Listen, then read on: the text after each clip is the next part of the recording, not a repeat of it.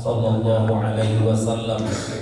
Asyhadu an la ilaha illallah wa asyhadu anna Muhammadar Rasulullah. Allahumma shalli ala Muhammad wa ala ali Muhammad wa ala ali baiti ajma'in. Amma ba'd. Mu'asyiral muslimin wa zumratus shalihin rahimakumullah, seluruh kita jamaah Masjid As-Salam yang dirahmati Allah Subhanahu wa taala.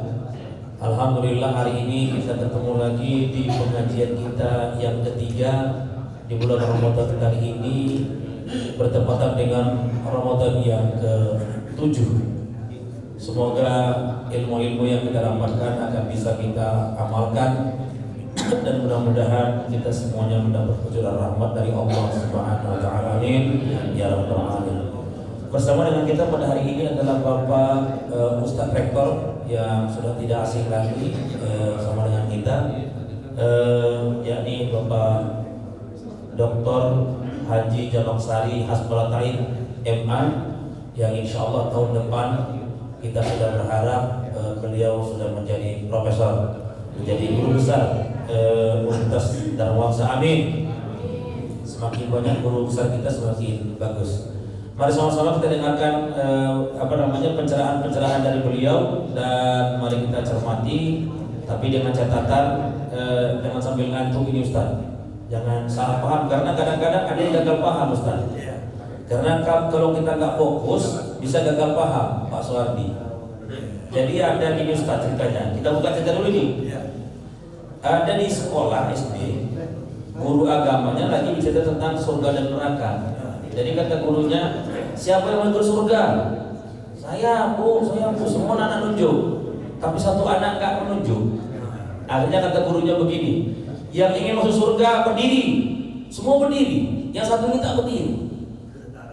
Enggak. Lalu kemudian kata gurunya, kamu kenapa nggak ikut berdiri? Apa kamu mau masuk surga? Mau bu. Terus kenapa kamu nggak berdiri? Apa berangkatnya sekarang bu? Katanya gitu ya. Jadi ya kadang-kadang kurang fokus dia gitu. Makanya berangkat hari itu juga Ustaz. Jadi dia nggak siap-siap. Dia bilang dulu.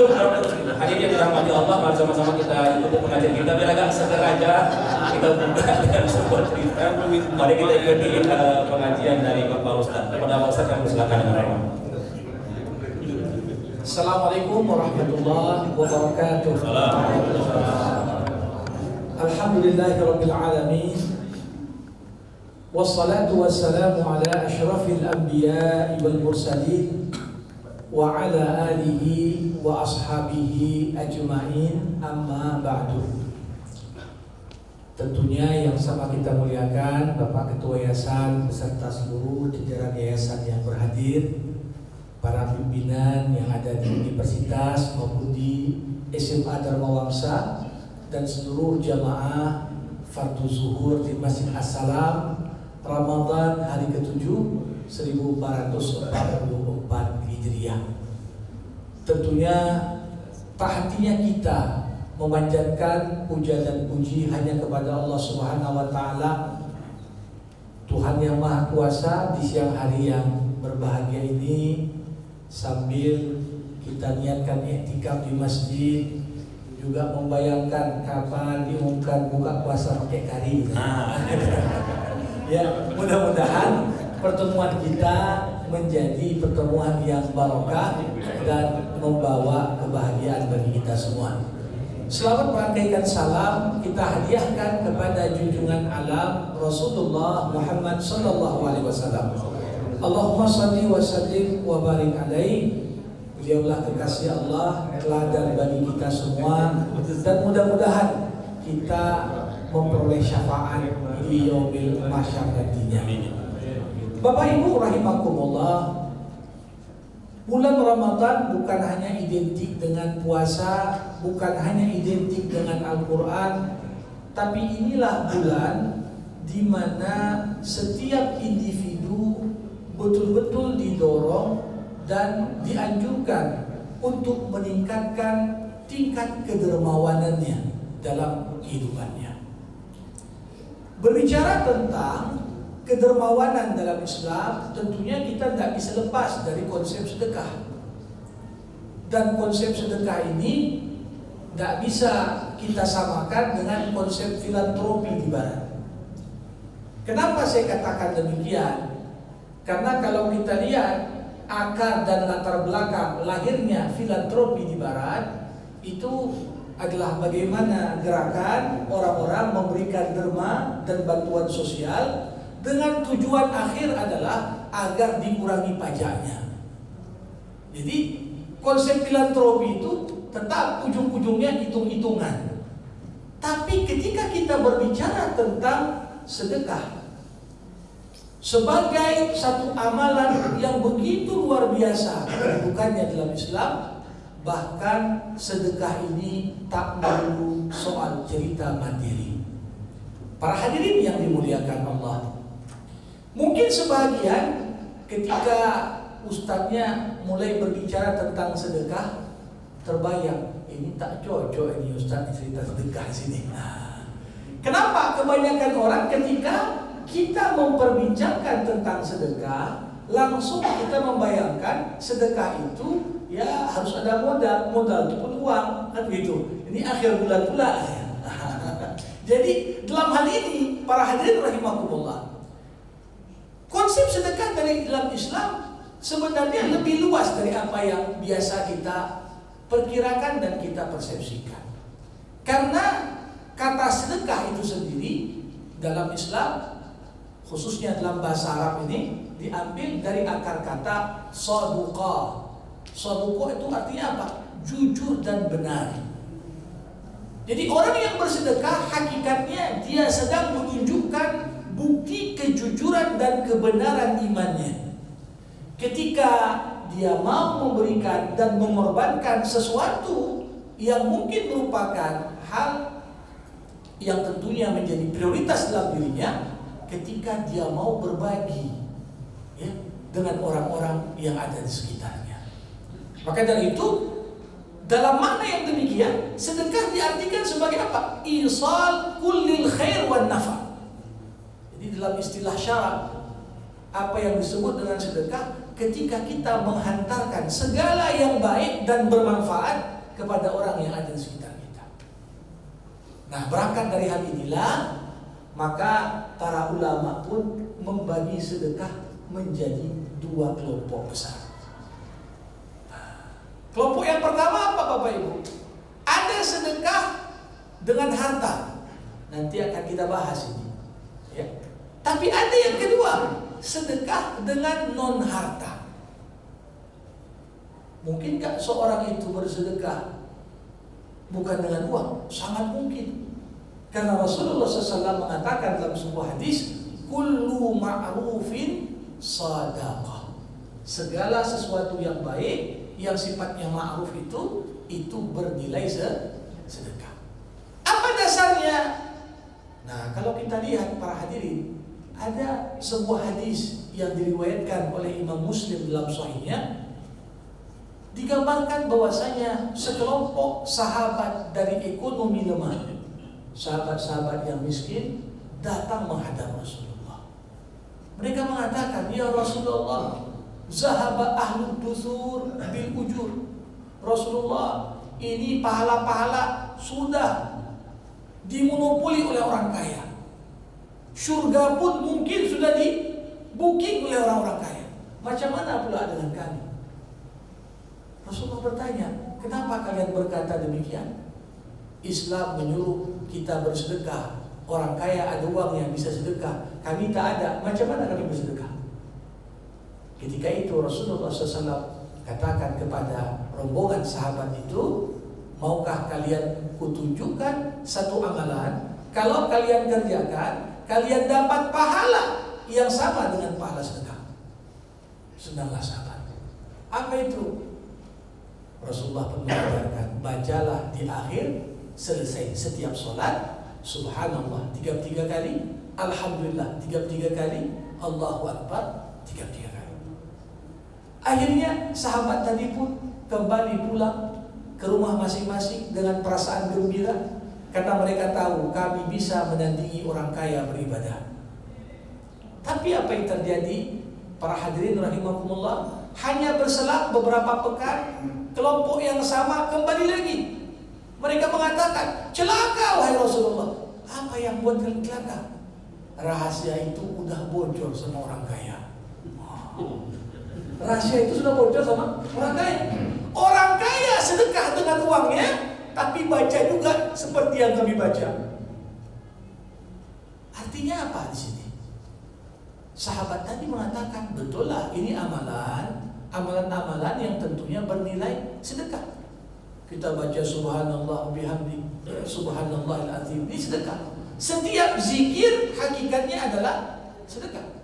Karena bukti keimanan dan ketakwaan kita kepada Allah. Bahkan dalam hadis yang lain disebutkan senyummu pun sedekah. Cuma kita tahulah tempat senyum. Jangan pula senyum ke arah kota infak, atau gitu kan? Senyum kepada saudara kita, kerabat kita, kolega kita. Dengan senyum itu memberikan semangat dan motivasi agar orang lain suasana hatinya menjadi lebih berbunga-bunga. Ini sedekah. Kata-kata yang menyemangati orang, ini sedekah. Bahkan Rasulullah mengatakan, wa fi bid'i ahadikum sadaqah. Ketika seorang suami di waktu yang Allah halalkan, dia gauli istrinya, maka pada hubungan badan itu terdapat nilai sedekah.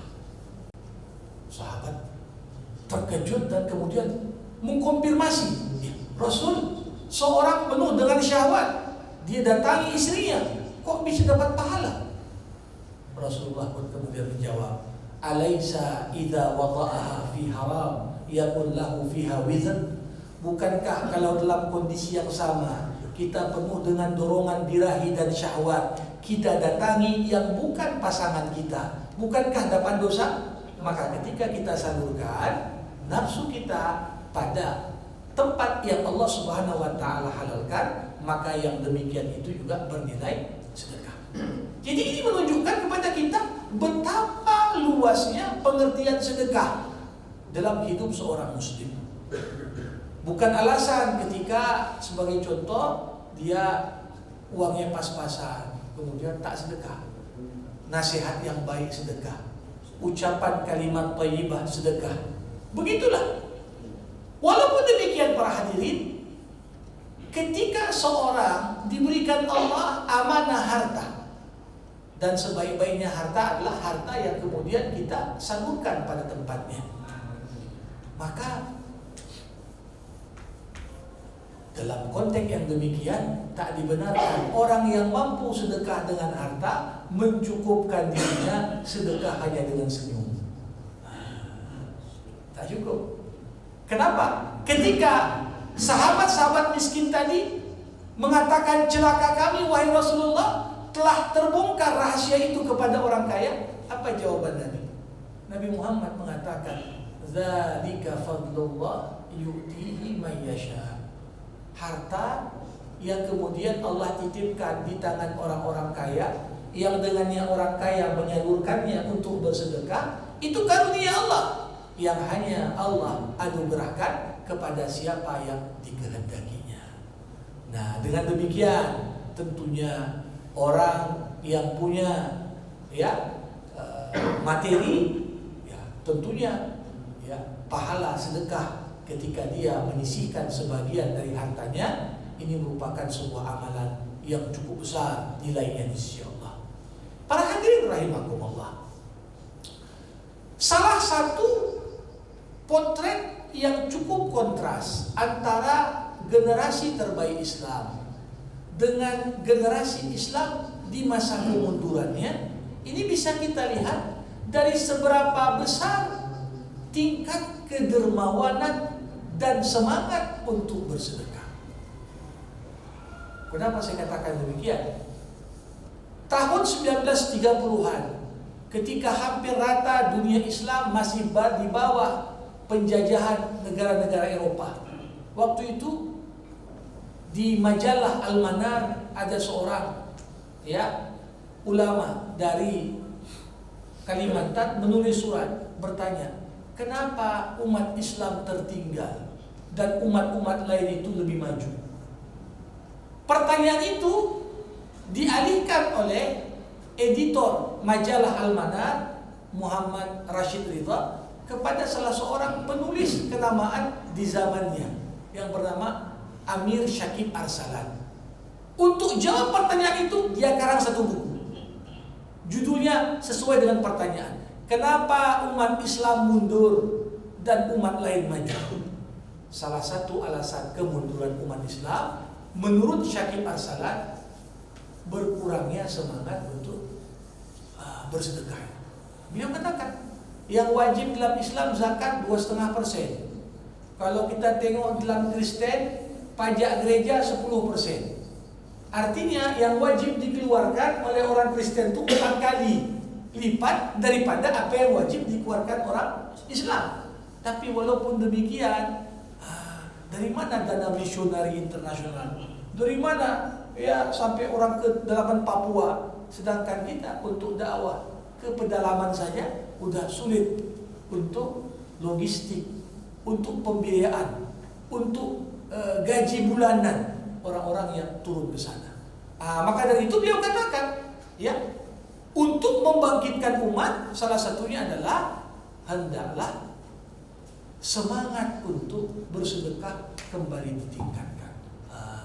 Jadi tentunya dalam konteks bulan suci Ramadan seperti ini, ya, kalau enggak Ramadan kapan lagi?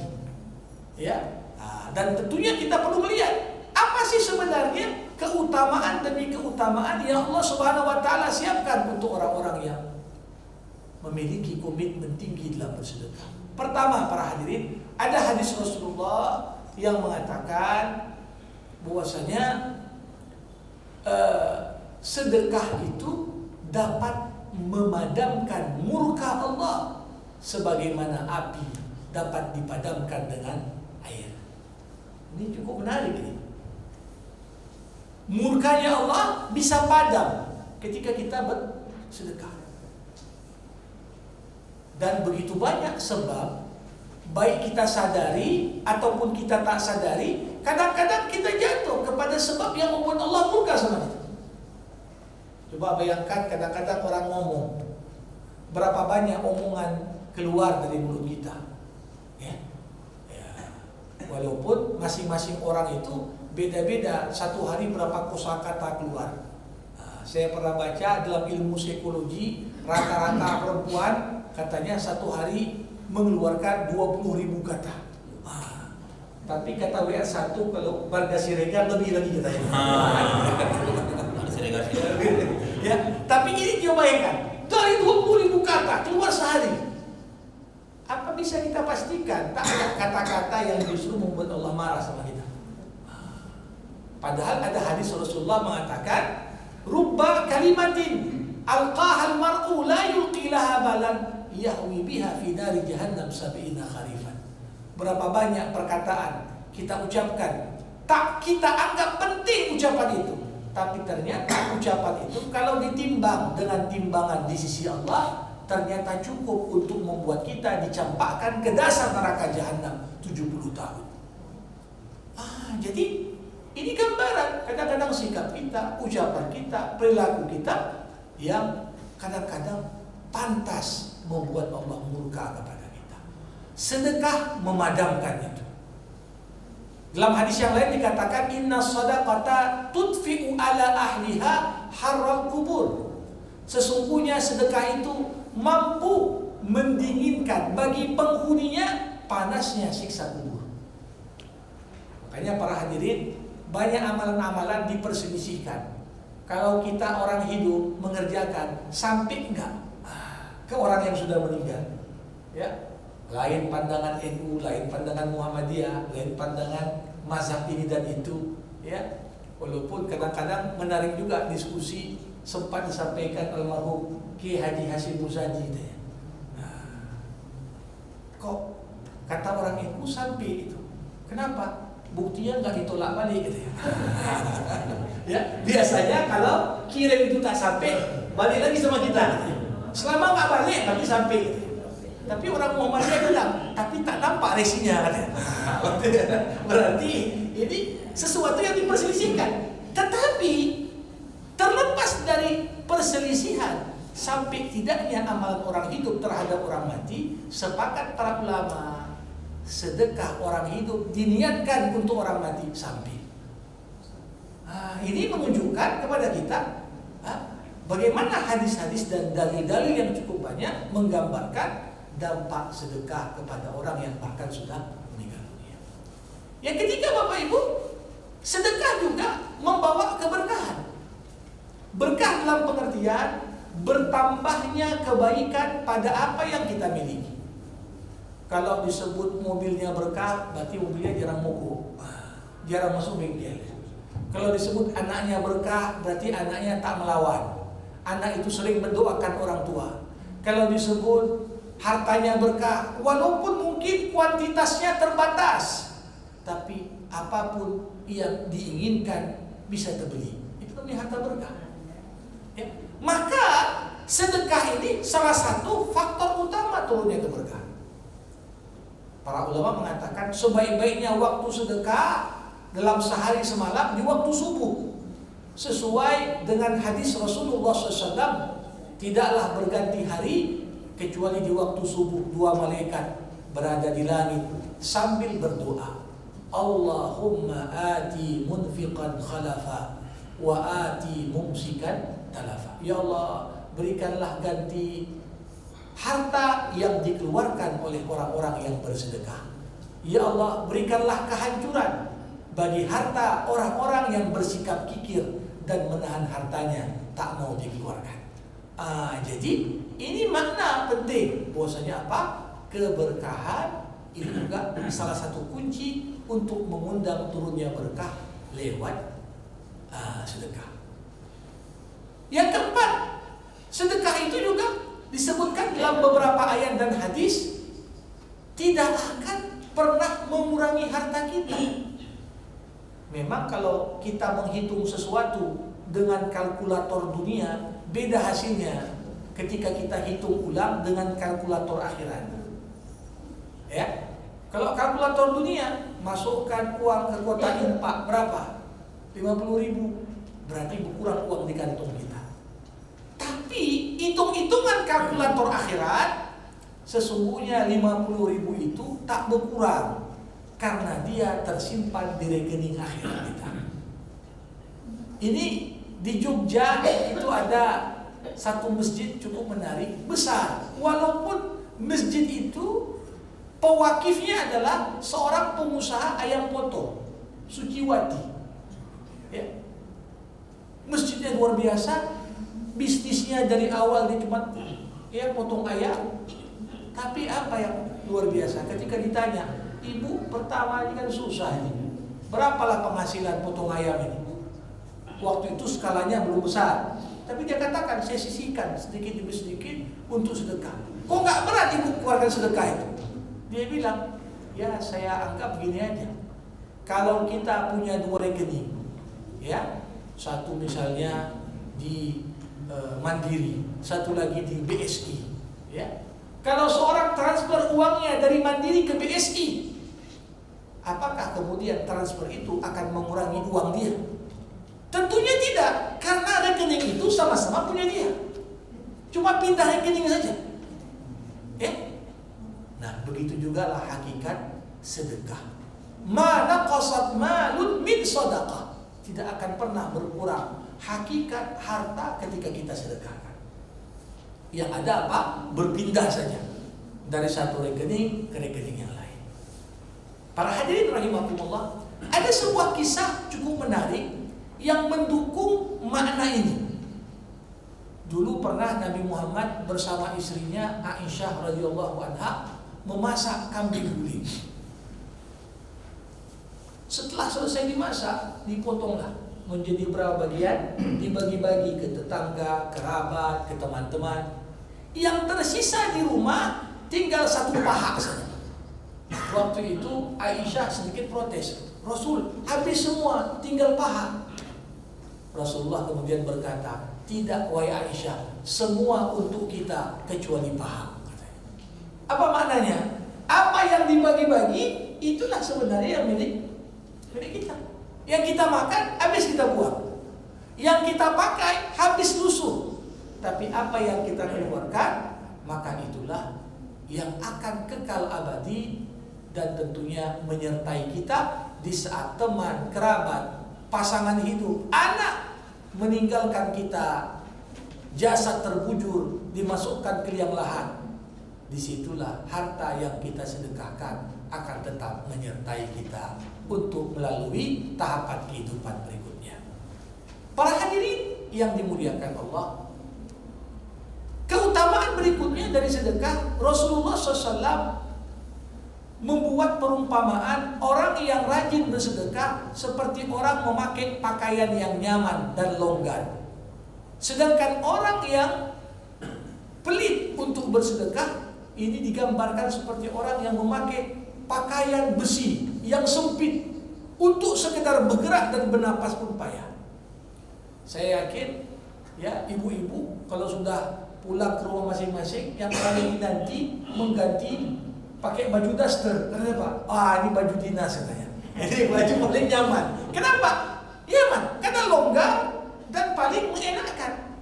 Bagaimanapun juga pakai baju rapi, saparia, memang nampak gagah, tapi capek juga ketika kita harus berpenampilan seperti itu terus.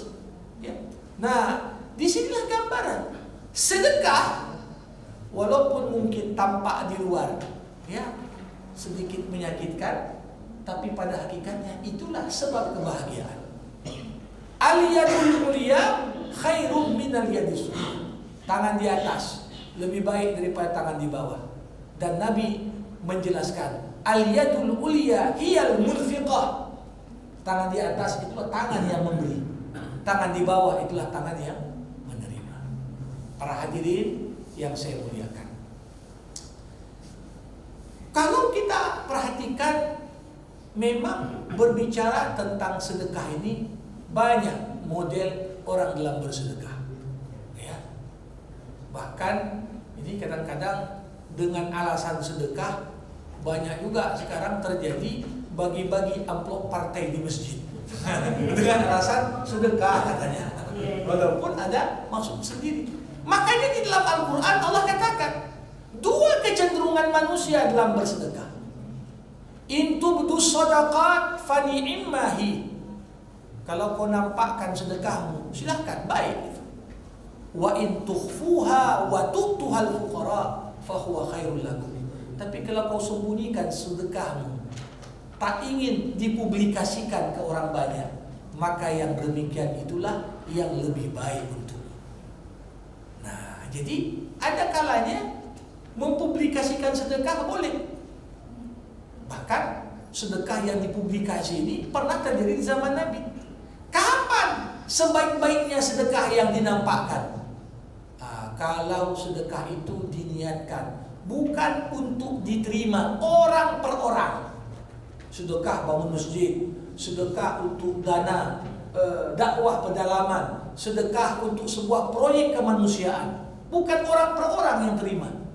Maka silahkan kita menyampaikan berapa nominal yang kita sedekahkan dengan niat dan harapan semoga orang lain ikut termotivasi menyumbang hal yang sama.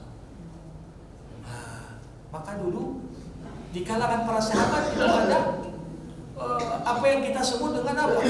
Semangat berfastabiqul khairat. Persaingan dalam konteks positif. Persaingan mana paling banyak ibadahnya. Suatu ketika Umar bin Khattab dalam hati mengatakan, hari ini ku kalahkan Abu Bakar. Ketika jumpa Nabi, Umar, berapa kira-kira yang kau sumbang untuk logistik perang? Oh Rasulullah, ku sedekahkan setengah harta. Mantap. Setengah lagi untuk siapa? Untuk jaga-jaga aku dan keluarga. Bagus Umar. Tak lama kemudian datang Abu Bakar. Abu Bakar, berapa yang kau sumbang? Ku sedekahkan semua harta. Apa yang kau tinggalkan untukmu dan keluargamu? Ku tinggalkan Allah dan Rasulnya. Ketika mendengar itu, apa kata Umar? Tidak bisa ku kalahkan Abu Bakar. Nah, ini di sini ada yang namanya apa? Persaingan. Kita termotivasi, ya. Maka tentunya dalam konteks hal seperti ini silakan. Waktu pelelangan wakaf perbesar Masjid Agung Sumatera Utara. Itu dikumpulkan orang, langsung menunjuk. Ini perusahaannya berapa? Oh saya 3 tiang. Oke. Ini berapa? Dicatat. Kenapa? Ketika ada perusahaan lebih besar tapi nyumbang lebih sedikit, kan malu dia. Oke, saya 1M, oh saya 5M, saya ini akan selesai. Tapi kalau sedekahnya nggak dikasih tahu, paling-paling terkumpul paling kuat 100 juta. Kan? Tapi ketika langsung berapa kau sumbang, berapa kau sumbang, selesai banyak. Jadi ada hal positif. Nah, tetapi kalau yang menerima sedekah itu orang miskin, orang-orang yang langsung nampak, maka pada hakikatnya tak dianjurkan sedekah itu dipublikasi. Zaman sekarang Bapak Ibu, ada orang bersedekah, tapi justru orang miskin ini bukan sekedar terima sedekah, tapi dieksploitasi kemiskinannya. Datang antar beras, datang antar apa, tapi bawa tim YouTuber buat konten. Berapa pedihnya hati orang miskin, sudah dia susah, dipermalukan dan dihilangkan marwahnya lagi. Makanya hati-hati dalam sedekah ini. La tubtilu sadaqatikum bil manni wal adha. Jangan batalkan pahala sedekahmu dengan kau ungkit-ungkit apa yang sudah pernah kau berikan. Apalagi kalau sampai mengucapkan atau bersikap sesuatu yang membuat sakit hati orang yang menerima. Jadi kadang-kadang sering juga kita udah sedekah 10 tahun lalu, si bulan itu mana ada, bajunya itu pun aku yang belikan. Diungkit-ungkit yang lama, pahala yang sudah tertulis hilang menguap gara-gara mengungkit. Atau walaupun kita memberikan sesuatu yang baik, kita berikan lewat cara yang menyakitkan hati. Kasih ini itu tapi dengan cara apa? Dilempar dari mobil. Tentunya ini perlu untuk kita kuatkan kembali. Amal sedekah tentunya perlu dilakukan dengan cara-cara yang bermartabat dan beradab juga. Para hadirin yang dimuliakan Allah Subhanahu wa taala. Nah, untuk itulah bagaimana kemudian kita bisa meningkatkan semangat bersedekah kita khususnya di bulan Ramadan ini. Pertama harus kita sadari dulu, sebenarnya setiap kali masuk bulan Ramadan berkurang tantangan kita untuk bersedekah. Karena tantangan bersedekah itu dua. Eksternal itulah setan, internal itulah nafsu. Kenapa setan jadi penghalang kita bersedekah? Allah sebutkan dalam Al-Quran, Asy-syaitan ya'idukumul faqra wa ya'murukum bil fahsya. Setan selalu menakut-nakuti manusia dengan kemiskinan. Kalau kau kasih banyak kali sedekah tuh miskin nanti ya. Sehingga kita mulai ragu. Nah, ketika setan di bulan suci Ramadan dibelenggu, pintu-pintu surga dibuka, pintu-pintu neraka ditutup, setan-setan dibelenggu, maka tentunya tersisa itulah nafsu yang ada pada diri kita. Nafsu cinta pada uang, nafsu cinta kepada kemewahan dan lain sebagainya. Ini yang perlu untuk kita buang dan kikis. Salah satunya adalah lewat semangat bersedekah tadi. Belum lagi selama bulan Ramadan ini kan sedekah makin banyak. Ini ya dari termasuklah kawan-kawan kita ya. Mahasiswa saya lihat saat buka puasa kemarin sore bahkan ada mau bagi takjil, bahkan sudah diserukan untuk misalnya bisa kita ikut serta dalam mendukung program tersebut. Coba bayangkan, man aftara shaiman falahu mislu ajri shaim. Kita berikan makanan berbuka untuk orang yang puasa, maka kita dapat pahala seperti pahala orang puasa. Berarti kalau kita puasa dan memberikan sedekah berbuka, 2 kali dapat pahala puasa. Puasa kita sendiri, puasa orang lain dapat. Tapi jangan pula berpikir, udahlah kasih sedekah aja lah, tak usah puasa jangan kali itu. Tentunya yang demikian itu, ini menyia-nyiakan kesempatan emas yang ada. Para hadirin rahimakumullah, bayangkan selama bulan Ramadan kita dilatih sabar, kita dilatih bagaimana mengorbankan waktu kita, Kita dilatih bagaimana ya mengurangi jadwal tidur kita. Ya, malam hari dengan kita tarawih makin lambat tidurnya, dengan kita makan sahur makin cepat bangunnya.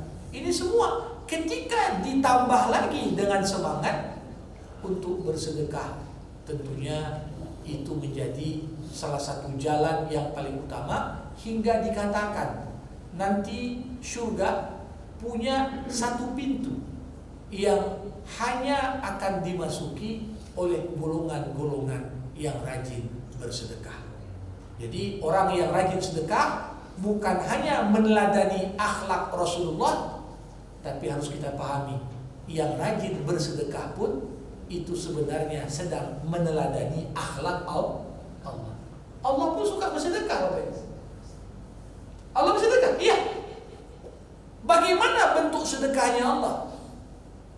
Ketika Rasulullah SAW bercerita tentang hadis mengenai rukhsah, keringanan boleh menjamak dan mengqashar salat bagi orang yang musafir, Rasulullah mengatakan, tilka shadaqatun tasaddaqallahu biha faqbalu minallah sadaqatah. Kebolehan menjamak mengqashar salat itu sedekahnya Allah kepada hambanya, maka terimalah sedekah itu.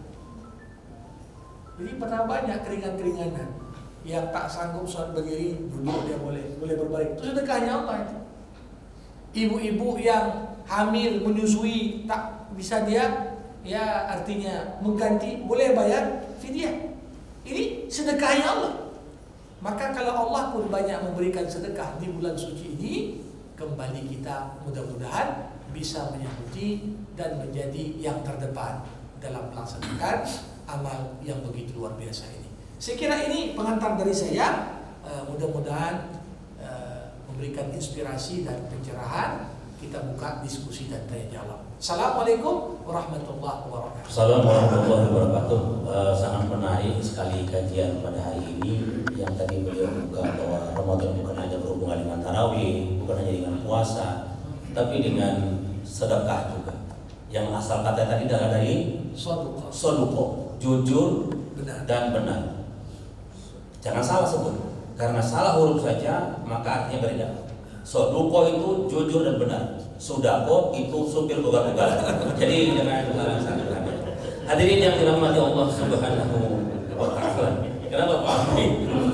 Ini antara soduko dengan sudako itu beda kali. Kalau soduko itu jujur dan benar, kalau sudako ugal-ugalan. Hadirin yang dirahmati Allah Subhanahu wa Ta'ala, memang sangat menarik sekali Ustaz tentang kajian sedekah ini, bahwa sedekah itu bukan hanya sekedar harta ternyata, termasuk memasukkan rasa bahagia ke dalam hati seseorang, itu juga adalah bagian dari sedekah. Nah, gitu dia. Dengan demikian maka membahagiakan orang juga adalah sedekah.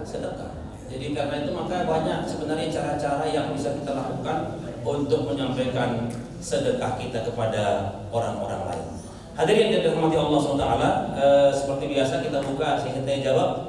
Di handphone saya sudah ada satu pertanyaan, tapi kalau masih ada yang dari dari floor, kita ke floor dulu.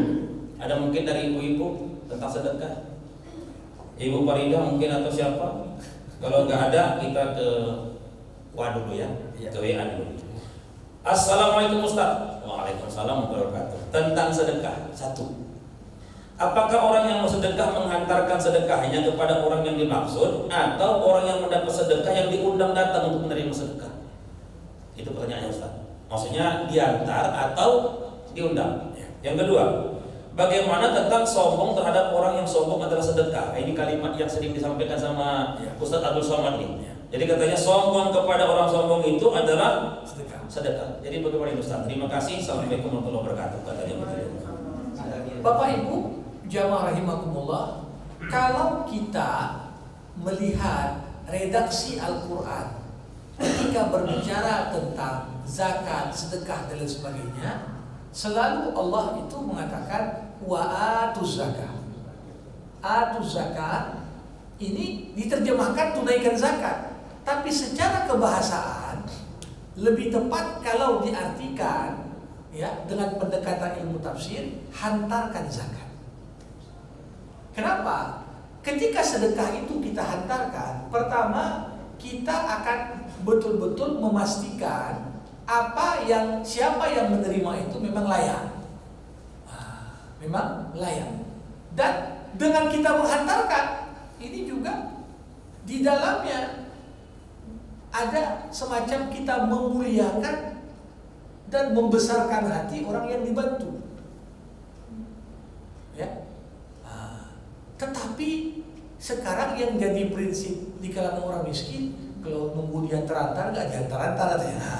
Kita jemput sendiri. Sehingga yang sering terjadi di sini yang menjadi problem. Filosofi zakat itu adalah pemberdayaan masyarakat sekitar. Makanya harta zakat yang dihimpun di sebuah tempat, di mana muzaki menghimpun dana di sana, didistribusikan kepada orang miskin yang di lingkungannya. Ini yang seharusnya. Tapi karena orang sekarang jemput bola datang dan kita tak tahu di mananya. Saya tinggal di Johor, tapi kalau sudah masuk 10 akhir Ramadan, kadang-kadang dari Tembung pun datang ke rumah. Ini dari mana Bapak? Ibu?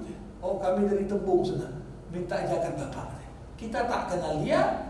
Kemudian satu sisi, kalau dilihat dari fikih prioritas, justru ada orang yang lebih berhak. Karena dalam Islam, Bapak Ibu rahimakumullah, memberikan sedekah kepada orang yang kita kenal lebih utama daripada yang tak kita kenal. Kenapa? Tahu kita memang betul-betul membutuhkan dia. Makanya ada hadis Nabi mengatakan, as-sadaqatu 'alal aqaribi ajran. Sedekah kepada karib kerabat 2 pahala.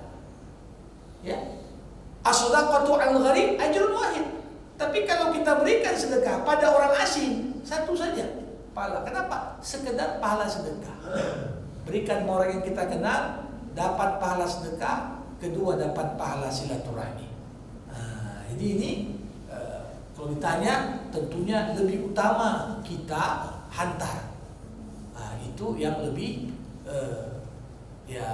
utama. Tapi di akhir turunnya perintah tentang zakat, Allah Subhanahu wa taala ketika itu mengatakan, khuz min amwalihim shadaqatan. Pertama, wa atu zakah, antarkan zakatmu sendiri-sendiri. Tapi ketika pemerintahan Islam sudah kuat, waktu itu redaksi ayat berubah. Jangan lagi hantarkan zakat, ambil dari harta orang kaya, kasih ke orang miskin. Jadi makanya muncullah dalam peradaban Islam pos-pos yang disebut dengan bukan lagi amil zakat, tapi juban, para pengutip zakat. Ini udah macam pajak juga deh. Ya. Ini kaya berapa, langsung jemput ke rumahnya. Mana? Jadi hal seperti ini penting. Ya, ketika bisa dihimpun dana zakat tadi, dikoordinir secara sentral, maka dana yang lebih besar tentunya bisa dimanfaatkan dengan lebih tepat sasaran dibanding dibagi-bagikan secara individu dan kurang mendapatkan pemetaan yang baik. Yang kedua, tadi sombong kepada orang sombong adalah sedekah. Itu kata Ustaz Somad tuh. Itu bukan kata Ustaz Somad, tapi sabda Rasulullah SAW, at-takabburu 'alal mutakabbiri shadaqah. Sering Somad bilang itu. Ya. Kita tahu di antara nama Allah yang indah, Allah menaikkan dirinya Al-Mutakabbir. Tuhan adalah Tuhan yang maha sombong.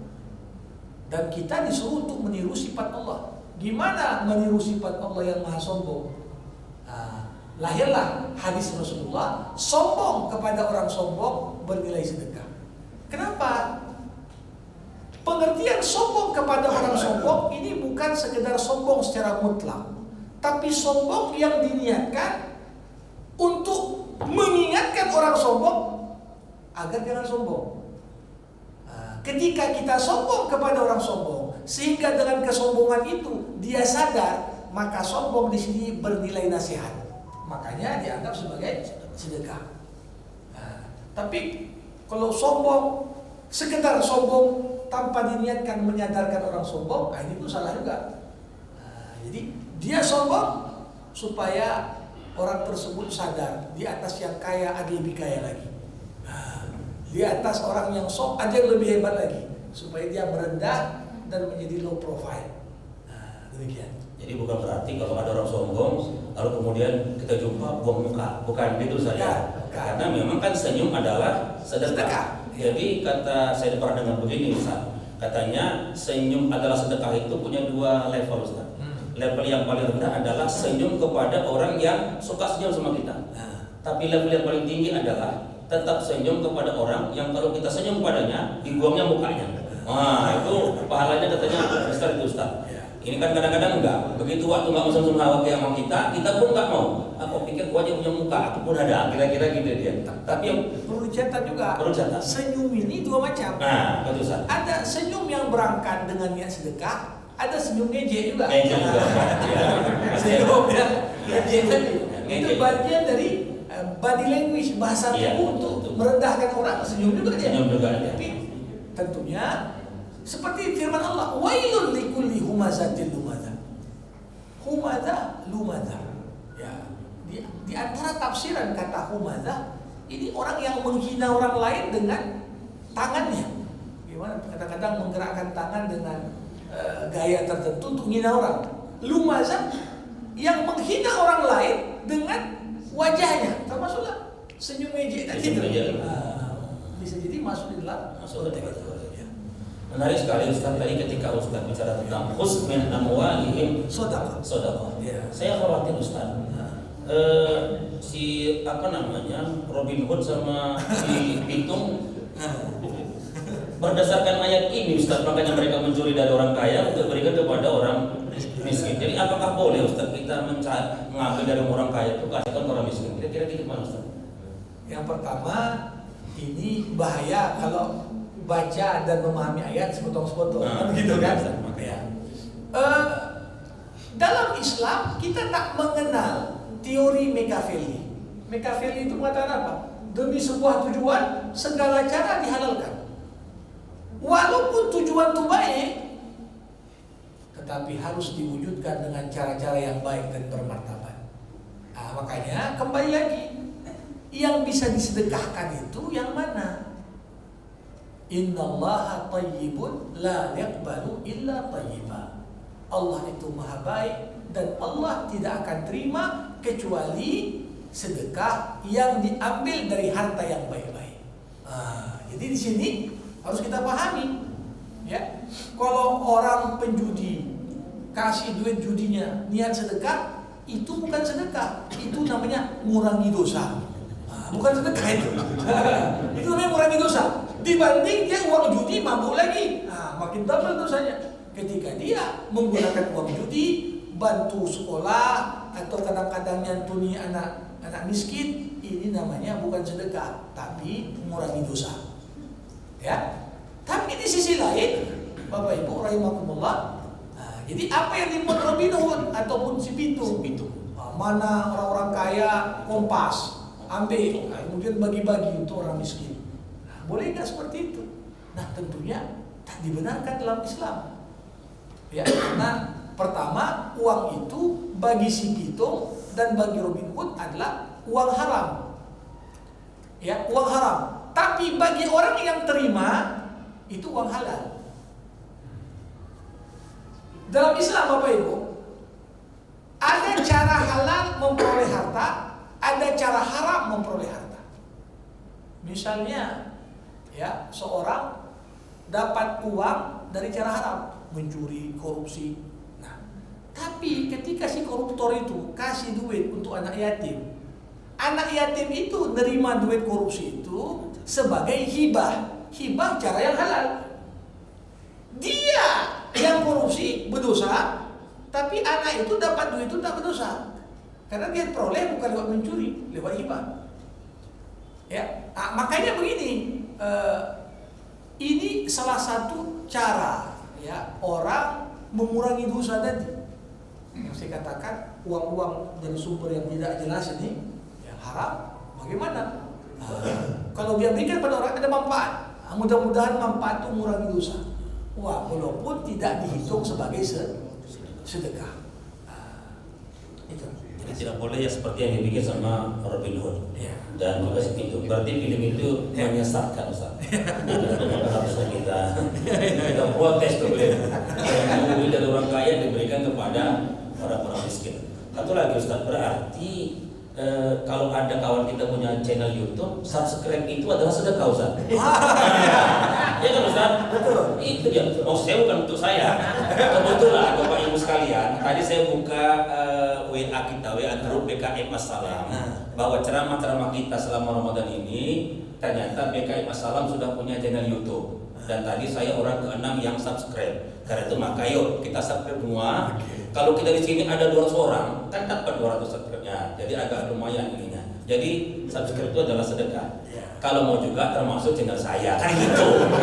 Juga punya Ustadz Rektor, ada apa itu media art. Jangan lupa. Pokoknya kami doakan mudah-mudahan yang subscribe bahagia, sakinah, mawaddah, warahmah.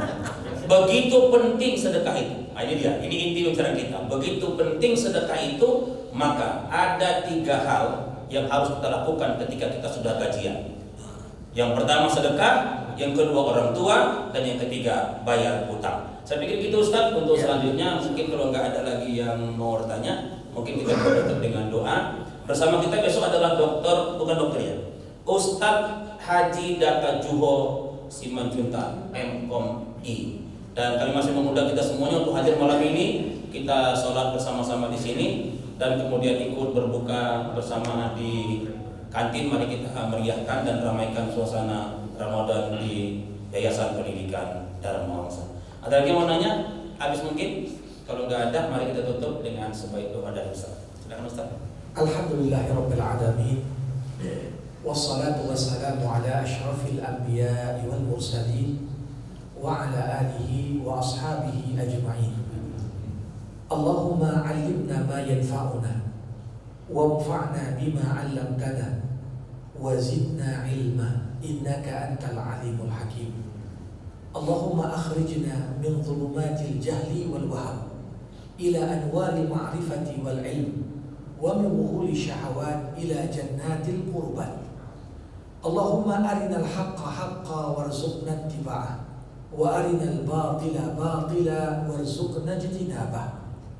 Allahumma ighfir lana dhunubana wa liwalidayna warhamhuma kama rabbayana saghira wa li asatidatina wa li muallimina wa li masyayikhina wa li jami'il ladina sabaquna bil iman wa la taj'al fi qulubina ghillan lil ladina amanu rabbana innaka ra'ufur rahim. Allahumma la sahla illa ma ja'altahu sahla wa anta taj'alu sa'aba idza sitta sahla. Fasahil jami'a umurina wa umur jami'atina wa madrasatina Dharma Wangsa ma damatis samawati wal ardi innaka 'ala ma tasha'u qadir. Allahumma ja'al jam'ana hadza jam'an marhuma wa tafarruqana min ba'dihi tafarruqan ma'suma. Rabbana atina fid dunya hasanah wa fil akhirati hasanah wa qina 'adzaban nar. Wa sallallahu ala sayyidina Muhammad wa ala alihi wa sahbihi ajma'in walhamdulillahi rabbil alamin. Terima kasih. Mohon maaf atas kekurangan. Wassalamualaikum warahmatullahi wabarakatuh. Waalaikumsalam warahmatullahi wabarakatuh. Kita berharap mudah-mudahan dengan tausiah hari ini sumbangan dan sedekah yang ada di tabungan itu akan semakin bertambah. Kalau nggak bertambah berarti ceramah hari ini hanya sekedar lewat begitu saja. Mari sama-sama kita nanti menuju ke kota itu. Yuk silakan, boleh yang biru, boleh juga yang warna merah. Wassalamualaikum warahmatullahi wabarakatuh.